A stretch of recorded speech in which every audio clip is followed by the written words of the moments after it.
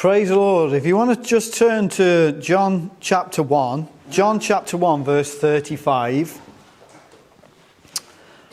I've told Caesar that I want to see pure glee on his face this morning as I preach the word. I just want to see glee coming back at me.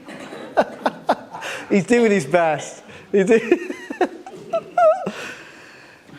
Well, friends, you know, we're living in very strange times, aren't we? Let's be absolutely honest. They are such strange times that we're living in. And I think that the news this week has been odd news. You know, it's odd. It just doesn't, it feels very odd. And I don't know about you, what I do when I start to feel like that, I look at the character and the uniqueness of Jesus Christ. And every single time it reaffirms why I became a Christian. Without failure. Every time it reaffirms that is why I became a Christian. That is why I was so attracted to him. And that's what we're going to do this morning. And I promise you, as we do it, the Lord will bless you. Now, there's something that we have to understand that seems really obvious, but it's not. And that is, who was the target? Now, I'm talking kind of sales talk here, but you'll understand what I'm saying. Who was the target audience in the Gospels? Matthew, Mark, Luke, and John. Who was the target audience? Who was it that Jesus was reaching out to in the Gospels compared to the book of Acts? Going through, I think we spent half of COVID going through the book of Acts, and it's a wonderful book, and it was a good book to look at in COVID because it was such a gloomy time, and one or two people actually got saved as well. But the target audience of Acts is different to the Gospels, and people blur it. And because they blur it, they don't really understand the Gospels. So the target audience in the book of Acts was the Gentiles. Primarily, once the Gospel had come to the Jews, in fact, in the last chapter of Acts, Paul says, I am now going to the Gentiles. That was the target audience. They were lost. They didn't know the God of Abraham, Isaac, and Jacob. They did not know the Creator God. Does everybody get that? They didn't. The target audience in Matthew, Mark, Luke, and John were the lost sheep of Israel. The different. This is not people that don't know God. They know him. They know him. And Jesus said in Matthew, Mark, Luke, and John, I have come. This is why I've come. This is what the Gospels are about. I've come for the lost sheep of Israel. And there's a term that's used in the Gospels which a lot of Christians don't really understand what the term means. And that term is sinner. Sinner. Now, we're all sinners. The Bible makes that clear, right? We're all sinners. But the term that's kind of used in the Gospels as to what a sinner is different than what you see, let's say, in Paul's letters.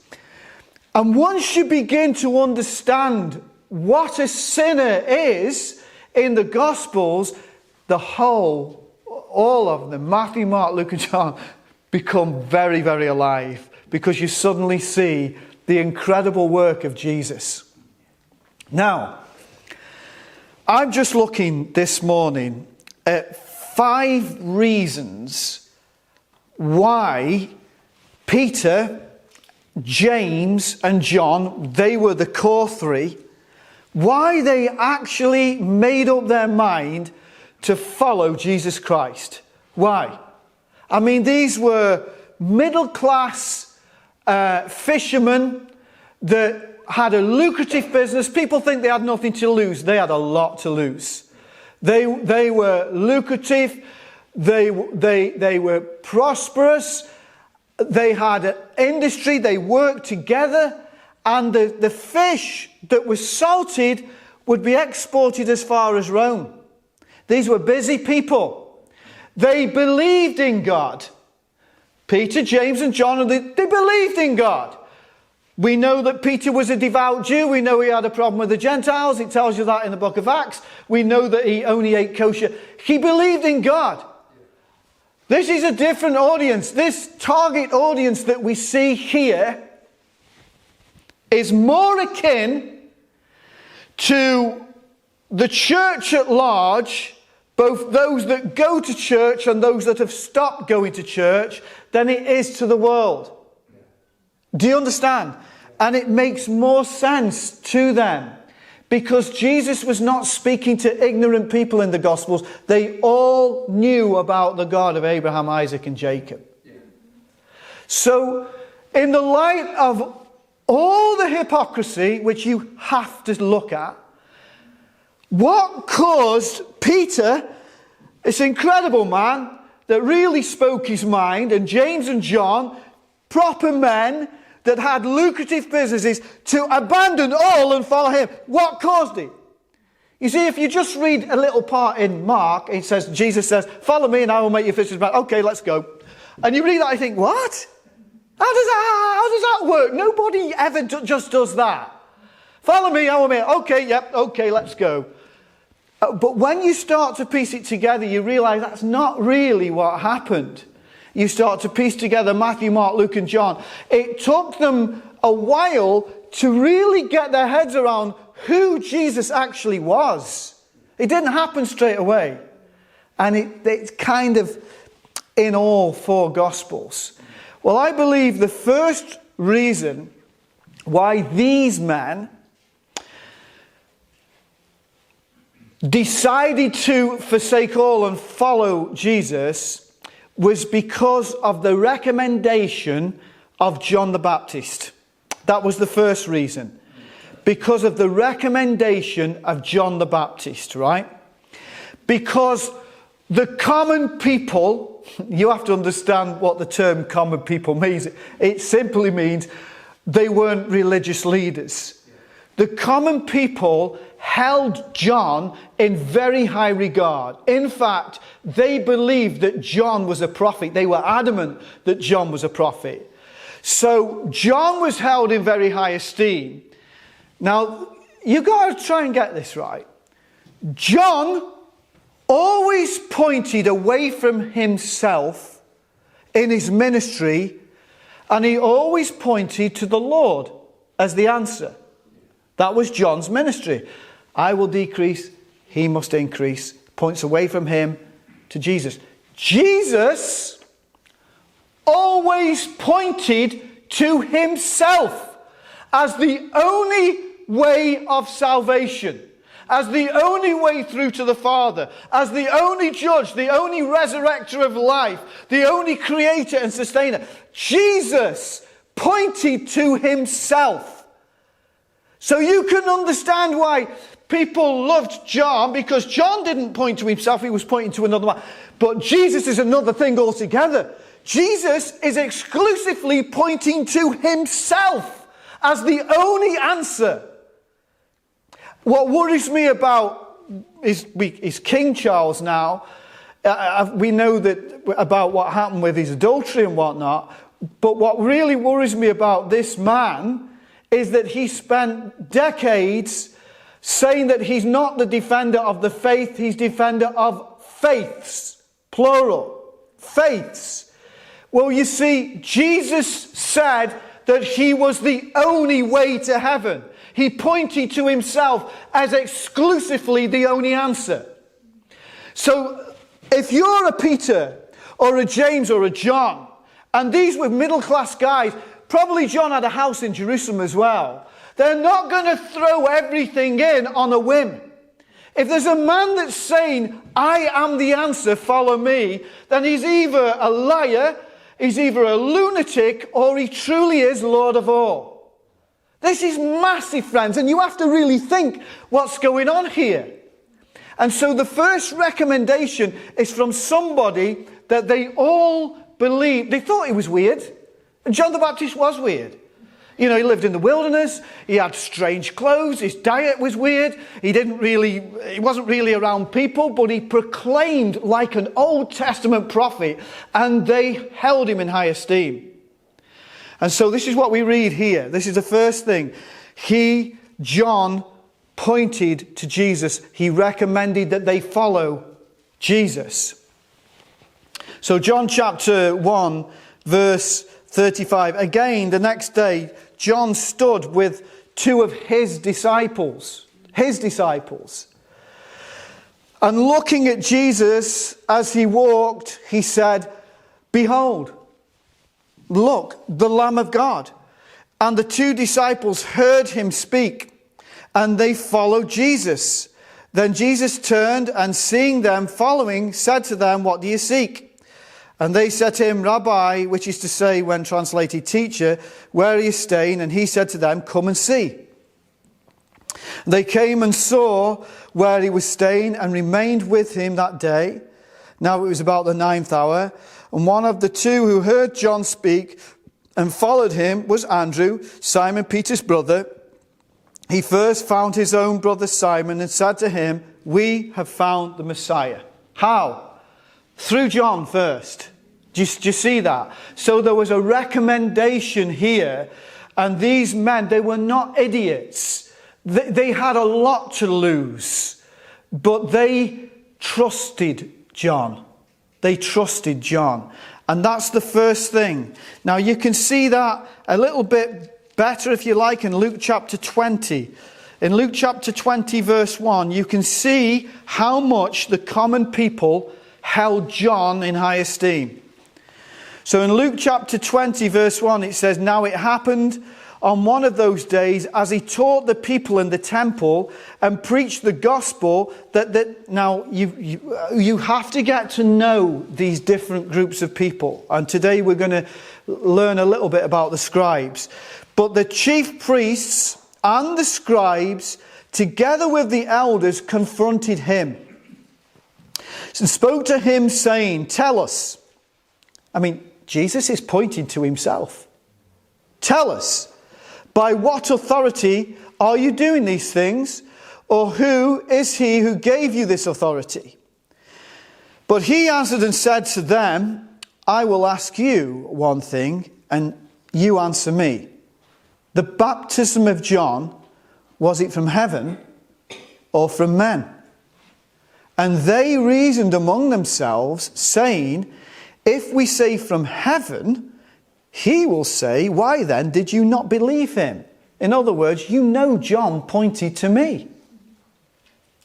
"But if we say from men, all the people will stone us, for they are persuaded that John was a prophet." Now, can you see how much they were persuaded that John was a prophet? They would willingly stone the leadership. They liked John. They liked John. And so for John to point to Jesus was a really big thing to them. Now there's something that we've got to get our heads around to do with the scribes. And once you do, I promise you, the Gospels will make more sense than perhaps they do. The scuffles that you see between Jesus and the leadership, very often people don't know what's going on. And they're wondering, well, what's Jesus doing? Why is he breaking the commandments? What's going on here? How does all this work? Okay. So we have to learn a little bit about the scribes. Just a little bit this morning. Going back to the days of Ezra. Everybody remember Ezra? So they came out of Babylon. They came out of Babylon, the Jewish people. They'd been there for 70 years. And Ezra began to expound to them the law, didn't he? You can read it in Ezra. He began to expound to them the law. Well, in that generation, they came to the conclusion, rightly so, that they went to Babylon because they had forsaken the commandments, all 613. So Ezra, in his day, began to raise up scribes that would teach them the word. And that's what happened in that day. And they were there for one reason, to teach the people the word so that they wouldn't forsake the 613 commandments again. But, as always seems to happen, they went too far. So the next generation of scribes came up with this conclusion. It's not enough for us scribes to expound the law to the people. We need to put a fence around the law. And that's what they did. The next generation put a fence around the law. And this fence around the law was a whole new set of commandments that the scribes had made to stop them from breaking the law. Do you understand? And then another generation had come along and they'd put a fence around the fence to the law. And they were more commandments, the commandments of men. And then another generation had come along. Now, it sounds crazy, but this actually happened. So what people don't understand is, within the Gospels, is that there's the actual law that our Lord holds high, in very high regard. But there are also the traditions of men that had been made and evolved over years that he went out of his way to attack. Imagine when I was a kid, everybody had a coal fire. And I used to love a coal fire. I remember doing toast on a coal fire, on a fork. It was lovely. Well, in those days, you put a fence around the coal fire, didn't you? That's what you did. Everybody did that. Well, imagine having another fence to protect the fence. But then another fence that protects the fence that protects the fence. And ultimately, there are that many fences that you come in through the door and you can't even feel the heat of the fire anymore. That is what was happening in Jesus' day. Or imagine going and seeing the Mona Lisa, that masterpiece, and there's a barricade there to stop people from messing the picture up. Well, imagine if there was a barricade to protect the barricade, and then another barricade that protects the barricade that protects the barricade. And you come in and you're that far away from the picture, you can't even make out why it's so masterful in the first place. That is what was happening in Jesus' day. So what they ended up with all these fences was 1,500 man-made commandments on the Sabbath to stop us from breaking the Sabbath. Now, Jesus came because he's God in flesh. And he said to his people, I want you to rest. It's in my nature, and I want you to rest. I'm going to make sure that in your rest, it won't affect your profit lines. It won't affect your food. You'll still have everything that you need. In other words, the Sabbath was made for man. The Sabbath was made for man. It was God's gift to his people to say, I love you so much. I want you to rest. By Jesus' day, the Sabbath had become an idol.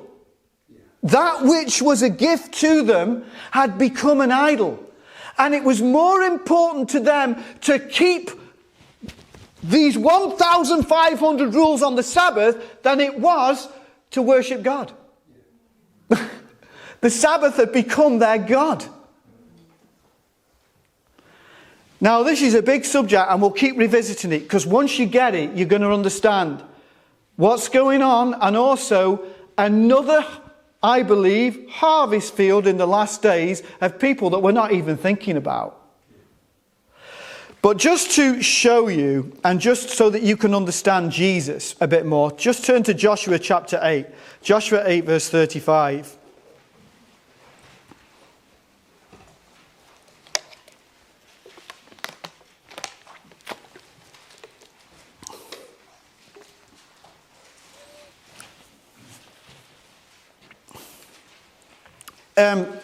Viv will understand this probably better than most of us. But this problem that we're looking at this morning is the major problem today with every single Jewish person.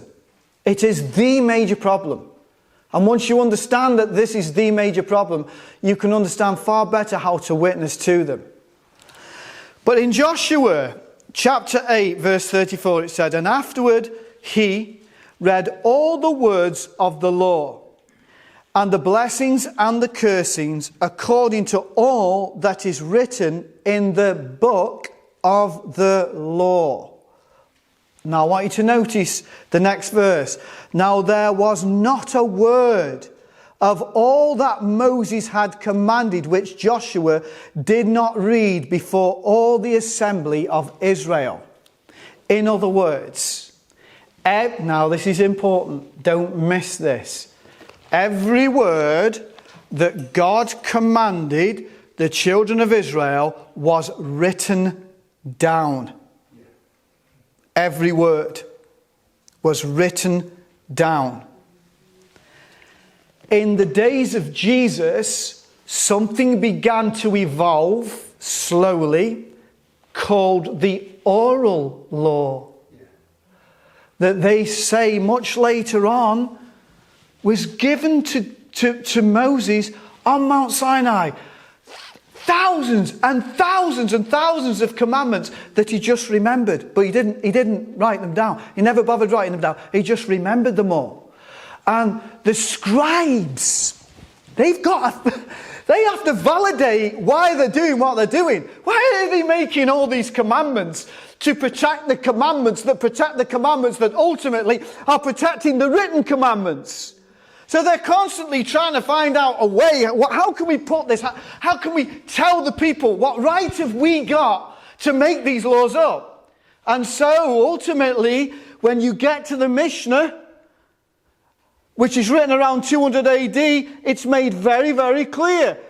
It was given on Mount Sinai, these oral laws, thousands and thousands and thousands of them. And it's like the catechism with the Roman Catholicism. You've got the Bible, and then you've got this whole bunch of rules that conflict with the Bible completely. Like Mary being a co-mediator to God. Do you understand? It's exactly the same thing. So when it comes to Jesus' day, God made the Sabbath for man. Jesus came to set people free. And every Sabbath, every common person was treading on eggshells. There was no rest on the Sabbath because there were so many ways that you could break the Sabbath. Everybody was treading on eggshells. There was no rest. And Jesus came along. And we've already read it. We read it last week. They said, we've never heard teaching like this. We've never heard a man like this, because they were intoxicated with their little goofy laws. And Jesus didn't keep them. He didn't keep them. He kept the Torah. He didn't keep their laws. And that's where the big clash came. So let's go back. Let's have a look at Mark chapter 2. It's a great example, actually. Mark chapter 2, verse 23.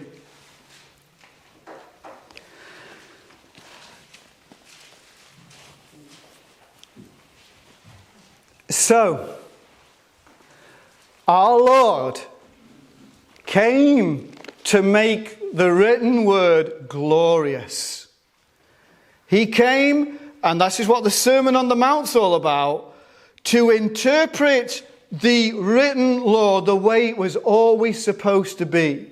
And to do so, he would hack his way through all of the silly, goofy commandments that they'd put in place.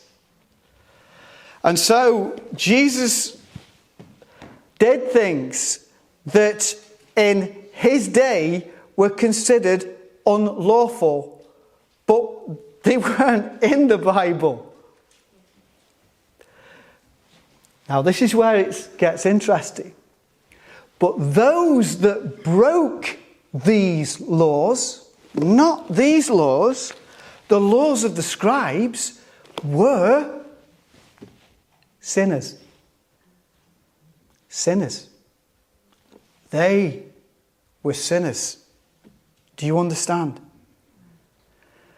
And because they were sinners, and they were told that they were sinners because they were not keeping the laws of the scribes, they were more and more alienated from the synagogues to the point where many of them gave up and just said, to away with it. Oh, if that's what I am, if that's what I am, a sinner, I'll go off and be a sinner.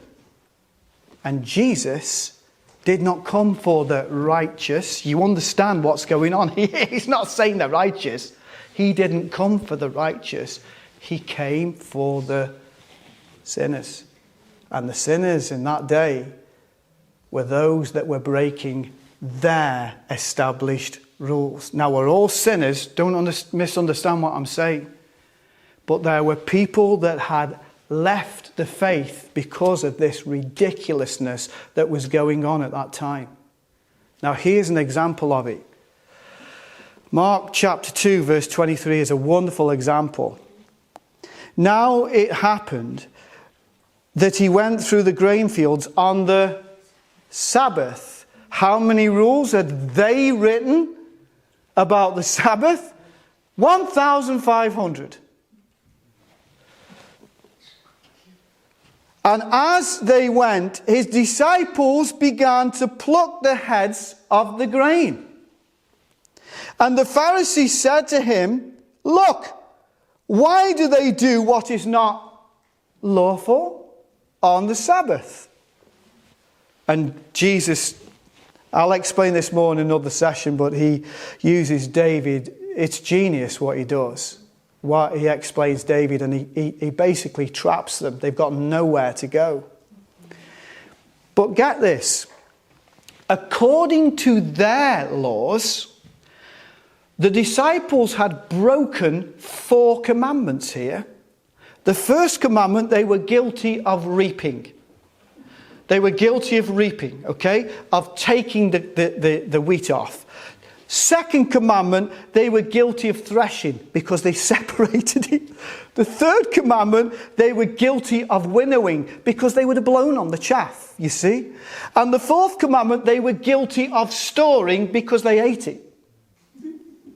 So according to the scribes and the Pharisees, Jesus' disciples were lawbreakers. They were sinners.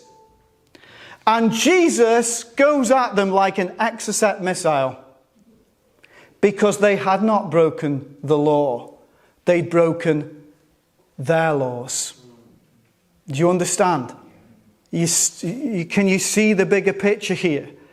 What is it that our Lord is going to do before he returns? There's 2 targets. There's 2 groups of people. There's the lost. Now, the lost don't even know that God created the heavens and the earth. We live in the West. We're surrounded by atheists that don't even ever think about God. That's one group. But there's another group that he's coming for. He's coming for sinners. Do you understand? He's coming for the lost sheep of Israel. Do you understand what I'm saying? He's coming for the scattered sheep. He's coming for those that left because of the traditions of men and couldn't stand it anymore. They never gave up believing. They never stopped believing in God. They just can't stand the system. There's 2 groups of people. And when we think about mission, we always think about the ignorant person that knows nothing about God. And we forget Christ said, "I've come specifically for the lost sheep of Israel." And folks, there's millions of them. Millions and millions and millions of them. And they are distraught with the traditions of men. I'll give you just one example. I won't mention the church, but there was a church in the city that there was a 3-tier tithing system, and you had a badge. So everybody knew what tier you were. Everybody knew how much you gave because you went into 3 different tiers. And of course, those that are on the lowest tier feel shameful. Traditions of men. It's not in the word, folks. It's not even there. We just make stuff up. Now, let's go on a little bit more. Let's have a look at Matthew chapter 11 here. Matthew chapter 11.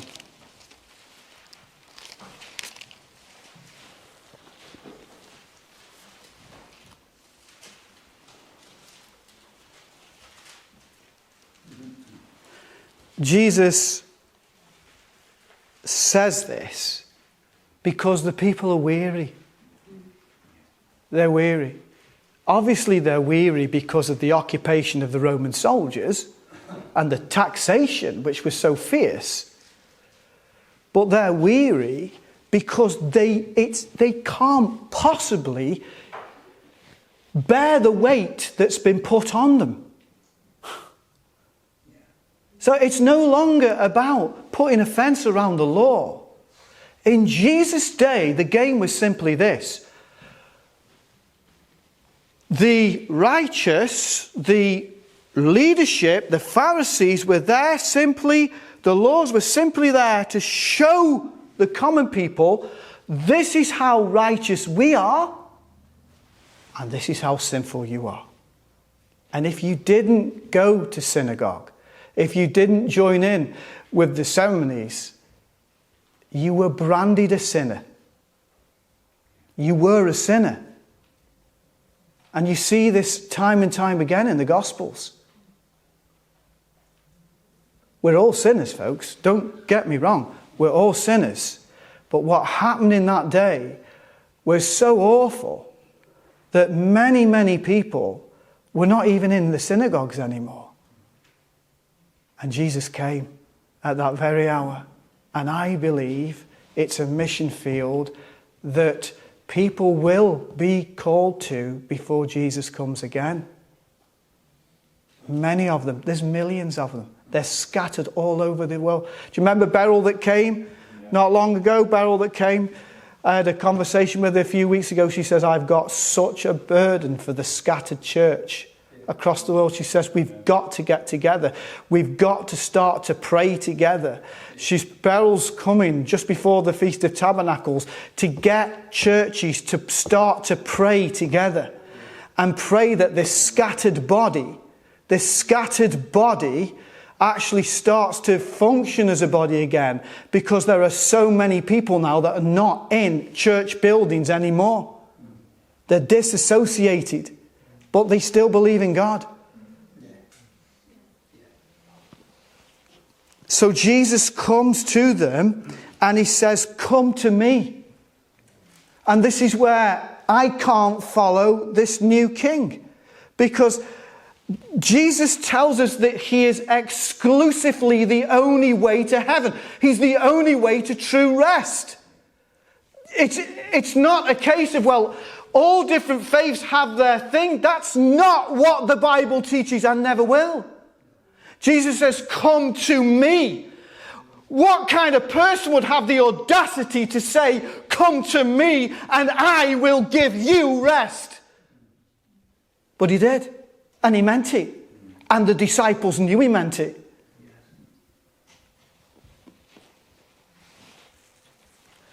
So John pointed away from himself, and so should we all. And point to Jesus, and so should we all. But Jesus pointed exclusively to himself. And he was right to do so.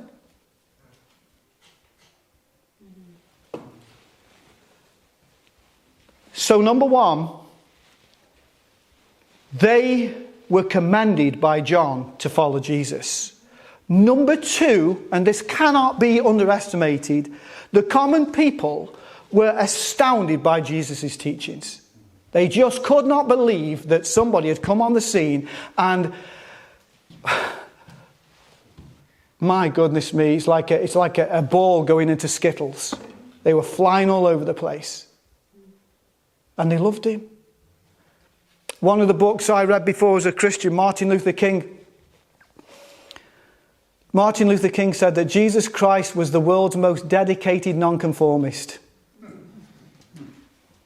And my goodness me, he was so other. There has never been a man like him, never will be. And so they could not believe his teaching. But it didn't stop there. There was also a personal call. Let's have a look at Mark chapter 1. Mark chapter 1, verse 16. You have to start to just piece all this together, and you'll see why thinking, intelligent men that actually were making a good living, middle class living, that were exporting goods all the way to Rome, actually forsook everything to follow him. Mark chapter 1 verse 16, as he walked by the Sea of Galilee, and he saw Simon and Andrew's brother casting a net into the sea, for they were fishermen. And then Jesus said, "Follow me, and I will make you become fishers of men." They immediately left their nets and they followed him. So there's a sense in which they were following him-ish, but there comes a point when they really follow him. Was that the same with you? We had Adam last week. It came in the meeting. I spoke to him for about half an hour after the meeting. I'm sure you've all been praying for him this week. There's a process. And we have to weigh things up. There's a process that people have to go through. They have to be convinced that Jesus Christ really is who he is. And we all have gone through that process. So there was a personal call, but not only that with Jesus, and I think this was important to Peter, there was also, Jesus showed interest in Peter's family. Have a look at verse 29, Mark 1 verse 29. So we see off the back of, we looked at last week, this demon being cast out, and they were amazed. The whole place erupted.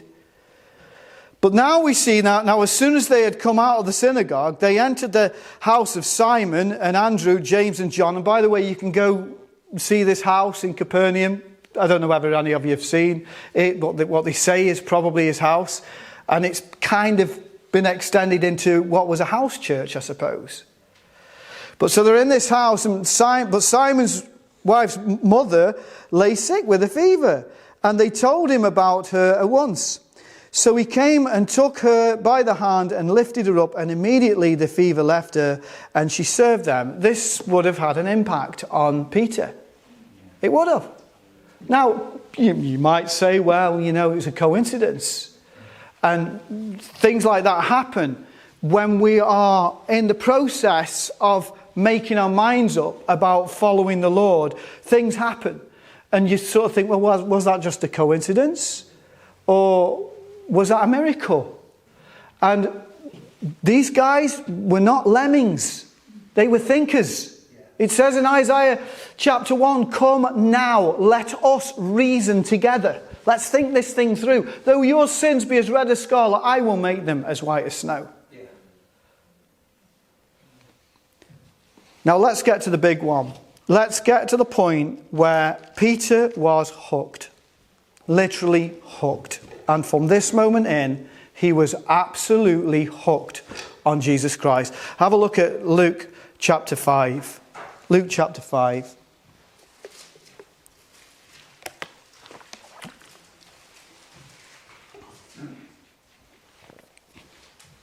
Verse 1. So it was. Now, why are there multitudes here now? Well, you would have to read the background to it. They're coming to him from all over the place. And he's healing people left, right and centre. All kinds of amazing things are happening around this man. And so when it says here that the multitude pressed him. They're pressing in about him. Why? Why are they pressing him? They're literally crushing him. They can't wait to get in. And it actually says they're pressing in on him to hear the word of God. Why? You have to ask why. You've already had the answer this morning. Because Jesus did not teach like the scribes or the Pharisees. He taught as one that had authority. He didn't teach the thousands of man-made fences that have been put up. He taught Torah. He went back to Torah. He put teeth back into Torah. In fact, the word Torah means the way. Christ, when he said, I am the way, is basically saying, I am the Torah. It's me. I am the Word of God. And they pressed in on him because they'd never heard anything like it. Never.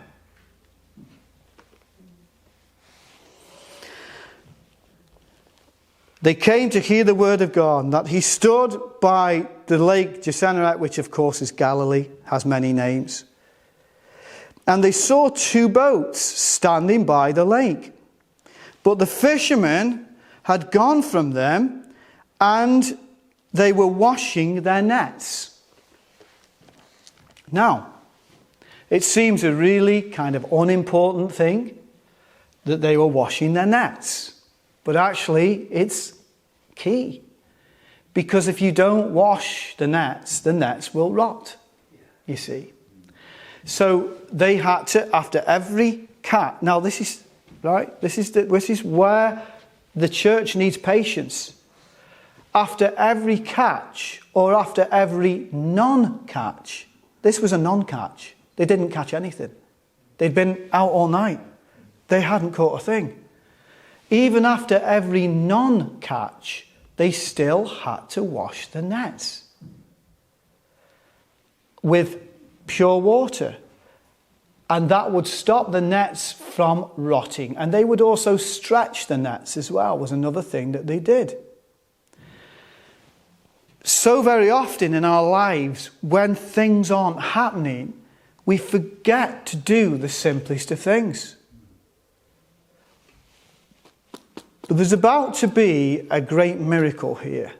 And if they hadn't have washed their nets, the nets would have broken. Definitely. The text makes it very, very clear. If they hadn't have washed their nets in their downtime when nothing was happening, when God broke out, their nets would have broken. And so whether it's all guns blazing and God's moving, or whether it's a dearth, we have to keep on washing the nets, friends. So they're washing the nets. And then he got into one of the boats. I love this about the Lord. I mean, people are pressing in on him everywhere. But I love this about him, that he's not calling a meeting and saying, let's all meet at the synagogue at 2:00. I'll stand here, you sit there. And let's just do it all over again, just for the sake of it. He's by a lake. This is our Lord. He's by a lake. He's by these men, the busy men. These men are busy men. They haven't got time for religious drivel. And he's by this lake, and he gets into one of the boats. And today, we think we're radical if we put on a car boot sale or something. Jesus was so radical. He was so free. So he gets into one of the boats, which was Simon's, and asked him to put out a little from the land. Maybe the acoustics were good, I don't know. But he didn't have to do that. Don't you love him? I love his ways. His ways are just amazing. So there he is, maybe 12 feet out, or maybe, I have no idea. But he's there in a fairly small fishing boat, and he's sitting there in a fishing boat, fishing. That's what he's doing. He's fishing for men. He's sitting in a fishing boat, fishing for men. Everything that you see here is an object lesson for Peter. And you can imagine, I don't know what Peter must have. I'm sure that Peter thought he was an amazing, refreshing teacher. And John recommended him. And he's healed my mother-in-law. And he seems to like me. And he's teaching. But he's fishing. He's fishing. And Jesus is going to catch a big fish this day. And his name is Peter. So he's in the boat. And he sat down and he taught the multitudes from the boat. And when he had stopped speaking, he said to Simon, "Launch out into the deep and let down your nets for a catch." And the word catch means to take alive. That's what it means, to take them alive.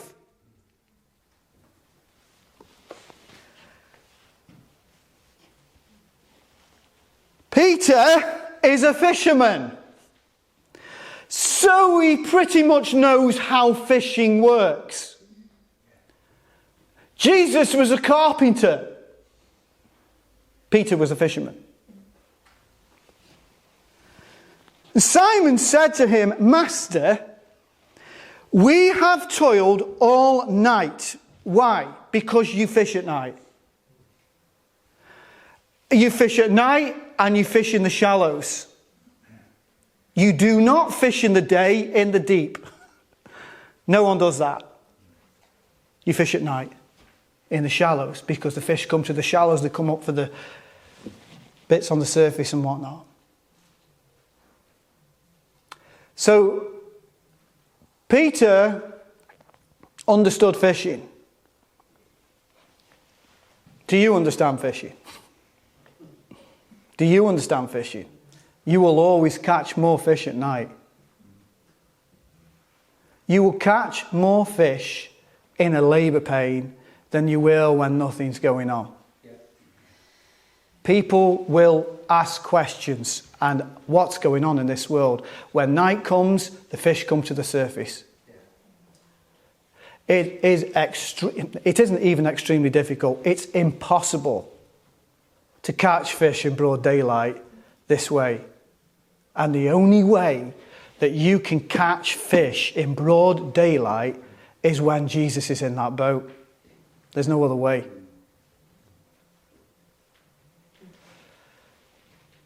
We come out of COVID, according to what Jesus says in Matthew 24, another labour pain will come. Another night season will come. And the fish will come to the surface again like they did last time. I've never in all my life had so many conversations with unsafe people than in COVID. Never. Not at any other time. They were knocking on our door asking for conversations about Jesus.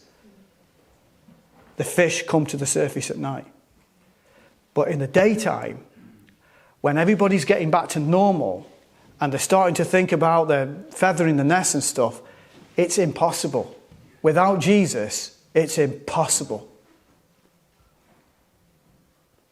But with Jesus, all things are possible. And so he says, "Master, we've toiled all night. We've caught nothing. Nevertheless, at your word." I mean, that was a lot for Peter to do that, to say that, but he meant it. Everything that you're saying, and of course we know the story, we know how it goes, we know the ending. Peter didn't. Peter didn't know the ending when he said, "Nevertheless, at your word." He didn't know the ending. And he's like, "This is the most pointless thing I've ever done in my life. Come on, lads. We'll just show him. Humour him. Humour him. Let's take the boat out. I will let down the net." And when they had done this, they caught a great number of fish. And their net was breaking. Their net was breaking. Peter never had a catch like this in all of his life. And if he hadn't have been washing those nets, they'd have all burst out and gone. You see, you never despise the day of small things. Things can happen, friends, and God can move. And all of a sudden, the fish are coming to the surface. I've seen it in my own little life.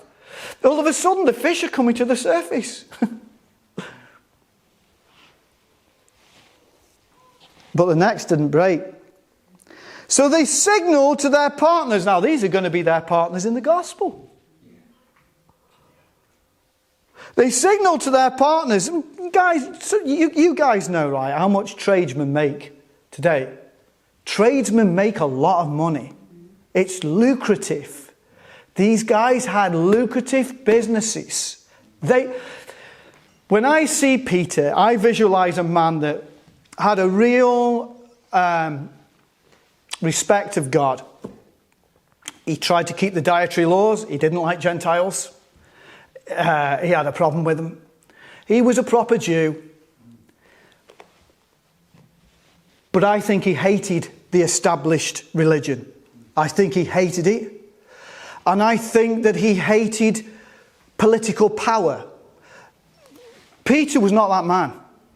What the Roman Catholics say that Peter is, the first pope, Peter was not that man. Peter did not want religious power, and he didn't want political power. He wasn't interested.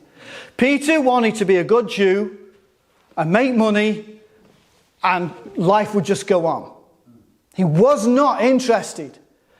And here he has no idea that this is going to be the linchpin, his obedience of this is going to be the linchpin of him being almost at the center of a explosion that the world had never seen. And he was right in the middle of it for a time. Nevertheless, he says, your word, the nets start to break. Get James, get John, bring them in. This is crazy. We've never seen anything like this. And when Peter saw it, when Peter saw it, he fell down at Jesus' knees. Now, you have to understand what's going on here. This is the fishing boats were not big boats. He was falling down in the midst of all these flopping fish, bursting through the net. He's falling down on these fish at the knees of Jesus. He's one of them fish. Peter, is the fish. He's hooked. And he says to Jesus, and this is the thing, you always know a man of God because spiritual success humbles them. It doesn't make them proud, and I've done this, and look at my resume, and I've accomplished this, that, or the other. Spiritual success humbles them. Peter says here, depart from me, Lord. I'm a sinful man. What are you doing with me? You don't know who I am. You don't know the kind of life I've lived. He doesn't say, hey guys, wow, do you know the kind of guy I am? Let me tell you what I've done in God. It's the opposite. Spiritual success should humble a person. And it certainly did with Peter. It did with Moses. Moses was just the same. David was just the same. Gideon was just the same. John was just the same. And you see this horrible, sticky religious system that brags about its accomplishments. That's not true biblical leadership. It humbles you. It should humble you. And he says, depart. They're in a boat. And he's telling him to get out of the boat. I'm a sinful man. Get away from me. Amazing. For he and all who were with him were astonished at the catch of fish which they had taken. Jesus comes into the muck and the dust of Peter's life and shows him something outstanding, astonishing. And so also were James and John, the sons of Zebedee. They were all partners with Simon. And Jesus said to Simon, do not be afraid. And he was afraid. From now on, you will catch men. And I don't think Peter wanted that. I don't think he wanted it. Today we use the term influencer. Say, are you an influencer? You an influencer? I don't think he wanted to be an influencer of men. I don't think he wanted power over men. That's not what Peter wanted. The others wanted that. The others would circumnavigate God himself to get a position within the religious system. They would. They'd do anything. They'd crush anybody to get to the position that they wanted. But Jesus did not call them. He called babes.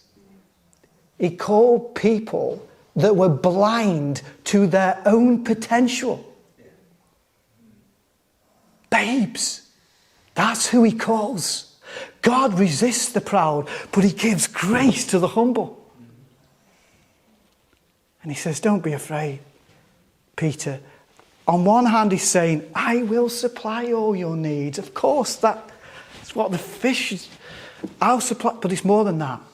He's saying to Peter, this is what you were doing, Peter, and it was a fine job. But I am going to do something exponentially different in your life. But actually, it's going to be the same. You're still going to be a fisherman. Peter, that day, kneeling down in a net full of fish at the knees of Jesus Christ, was hooked. He was hooked on Jesus. He was hooked on Jesus. Nothing else. He was hooked on Jesus. So when they had brought their boats to the land, they forsook all. That doesn't mean they left all them fish there to rot, folks, as some people seem to think. I'm quite sure that Zebedee, the father, I'm sure they would have made use of all them fish. Of course they would. We read these things in Sunday school and we don't really think. Things have to happen in order for a person to make such a radical decision. And when you piece all this together, Peter just thought, I can't not but follow him. I've got to follow him. Now, just one last scripture just to show you the kind of person that Peter is. If you just go to John chapter 21 just for 1 minute, and we're going to finish here. Peter was hooked. He was hooked. Now, when Jesus rose again, during that 40-day period, sometimes he appeared, didn't he? But then he'd be gone again. Well, that's not good enough for Peter. Like, if you're not in this, Lord, I'm not interested. Sounds like Moses, doesn't it? Lord, if you're not going to lead us, I'm not interested. Because I'm not interested in this. What a wonderful person. This is what it says. After these things, Jesus showed himself again to the disciples on the Sea of Tiberias, again Galilee. And where he showed himself to Simon Peter, Thomas called the twin, Nathanael of Cana and Galilee, the sons of Zebedee. 2 others of his disciples were together. And Simon Peter said to them, I'm going fishing. Can you see that? I'm going fishing. Let's look at what he didn't say first. Peter didn't say, look guys, I know Jesus has rose again, but who knows what's actually going on anymore? He comes and he goes. We don't know where he is. We don't know what the plan is anymore. And all of you guys know that really he's passing the responsibility on to me. So what we'll do, we'll call a meeting. We'll get everybody together. We'll make sure that everybody knows that I'm now the new leader, and off we'll go. Because Jesus is kind of, there but not there. No. As soon as Jesus is not in the picture, Peter goes back to fishing.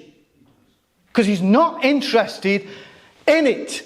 Do you see, in the light of everything that we've looked at this morning, in the light of the scribes and the Pharisees and the power that they had upon people, can you see the kind of people that Jesus Christ personally called? They were not interested. The only thing they were interested in was Jesus. When he wasn't there, they went back to fishing. They were not religious. in any way.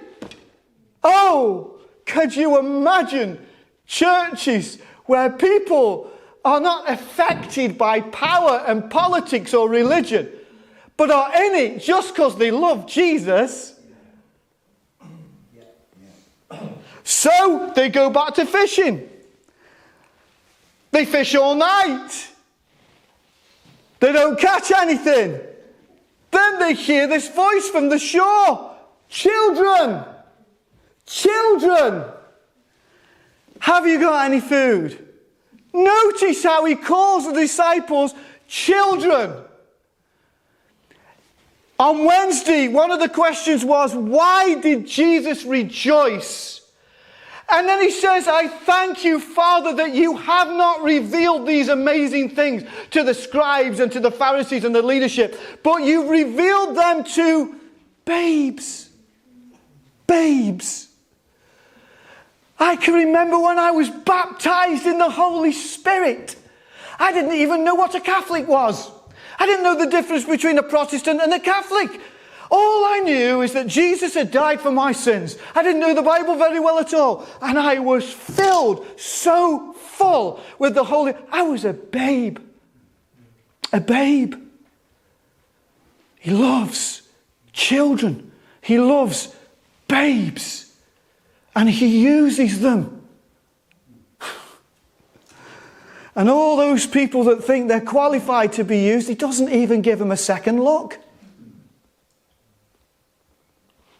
Children, have you got any food? Cast your net on the right side. Of course they get a big catch. And Peter says, it's the Lord. It's the Lord. So what does he do? Takes off his outer garment, jumps in and swims to the shore. Why? Why? Because if Jesus is in it, he's back in it. Amen. But if Jesus isn't in it, he doesn't want to know anything about it. Right. So, I know I'm being a bit long-winded, but we're finishing here. The sinners in the Gospels, Matthew, Mark, Luke, and John, were not just what we would say prostitutes. In fact, they were not. They were people that had broken man-made laws. Laws that God never put in place. And they were out of it. They didn't want to know anymore. They were not interested. Why should we be interested in your plasticity? But when Jesus comes back on the scene, Peter jumps out of that boat and he's back on that shore before you can blink. There are scattered Christians, millions of them, not even in the church. They love God, but they've been paralyzed, they've been ostracized, they've been told they're sinners because they're not part of their clique and all of these things. What did Jesus say? I did not come to call the righteous, but sinners to repentance. Why did they follow Jesus? Number one, John endorsed Jesus. Number two, his teachings were revolutionary. Number three, he personally called them. Number four, he cared for Peter's family. And number five, he showed himself to be God in the flesh in that boat. And he was hooked. Amen.